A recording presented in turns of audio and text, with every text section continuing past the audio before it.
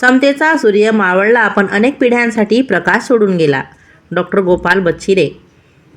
प्रतिनिधी गणेश सोळंके. नमस्कार, मी भाग्यश्री. महाराष्ट्र न्यूज 24 लाईव्हमध्ये आपले स्वागत करते. 6 डिसेंबर 1956 साली जगातील समतेचा सूर्य मावळला, परंतु पुढील लाखो पिढ्यांना पुरेल एवढा प्रकाश सोडून गेला, असे वक्तव्य डॉक्टर गोपाल बच्छिरे यांनी अभिवादन सभेत केले. सविस्तर वृत्त असे की लोणार येथील भीमनगर बुद्धविहार येथे डॉक्टर बाबासाहेब आंबेडकर यांच्या महापरिनिर्वाण दिनानिमित्त कॅन्डल मार्चच्या समारोपानंतर अभिवादन सभेच्या व्याख्यानमालेत डॉक्टर गोपाल बच्छिरे बोलत होते. ते पुढे म्हणाले, गौतम बुद्धाच्या स्वातंत्र्य, समता व बंधुत्वता या तत्वावर बाबासाहेबांनी भारताची राज्यघटना लिहून त्यात फक्त दलित, पददलित यांचाच उद्धार केला नाही, तर भारतातील बहुजन, अल्पसंख्याक व सर्वात महत्त्वाचे म्हणजे स्त्री जातीचा उद्धार केला. स्त्रीला संपत्तीचा अधिकार, शिक्षणाचा अधिकार, समतेचा अधिकार नव्हता.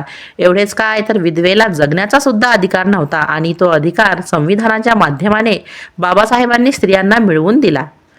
म्हणून विधवा असतानाही भारताची पंतप्रधान एक स्त्री होऊ शकली आणि हा तळपता समतेचा सूर्य आजच्या दिवशी 1956 साली मावळला, पण येणाऱ्या लाखो पिढ्यांना पुरेल एवढा प्रकाश सोडून गेला. या कार्यक्रमात श्री गजानन जाधव, श्री सुदन अंभोरे यांनीही आपले विचार मांडले. या कार्यक्रमाचे आयोजन तानाजी अंभोरे यांनी केले होते. या प्रसंगी लुकमान कुरेशी, शेख सादिक, योगेश भुक्कन, ओवेस कुरेशी, अशफाक खान, फहीम खान, इक्बाल कुरेशी, उमेश मोरे, अशोक मोरे, उमेश कुटे, डॉक्टर रंजना बच्छिरे, पार्वतीताई सुटे, शालिनीताई मोरे, नीताबाई अंभोरे, रोशन अंभोरे, किशोर बच्छिरे, ज्ञानेश्वर दुधमोगरे, जीवन अंभोरे, दीपक अंभोरे, समरजित बच्छिरे, अनिल मोरे, अशोक सरदार आदी मान्यवरांची उपस्थिती होती. या कार्यक्रमाचे सूत्रसंचालन तानाजी अंभोरे यांनी केले, तर आभार उमेश मोरे यांनी मानले. महाराष्ट्र न्यूज 24 लाईव्ह प्रतिनिधी गणेश सोळंके तसेच मी भाग्यश्री यांच्यासह आपली रजा घेते. भेटूया पुढील बातमी सत्रात. नमस्कार. आतापर्यंत मोजता आले नाही. हे आभार व्यक्तिमत्व. आपण पाहिलं की हा माणसाला शाळेत प्रवेश नव्हता बाबासाहेबांना. वर्गखोलीच्या 4 भिंतीच्या बाहेरून त्यांनी शिक्षण घेतलं. स्त्री जर विधवा झाली तर तिला जगण्याचा अधिकार नव्हता.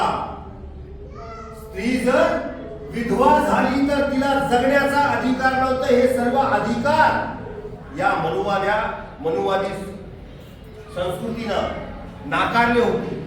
बाबासाहेब आंबेडकरांनी घटनेमध्ये महिलांना सर्वात पहिले अधिकार दिले. त्यांना संपत्तीचा अधिकार दिला, त्यांना आई वडिलांच्या प्रॉपर्टीमध्ये अधिकार दिला, त्यांना शिक्षणाचा अधिकार दिला आणि विधवा महिलेला पुनर्विवाहाचा अधिकार दिला, तिला जगण्याचा अधिकार दिला.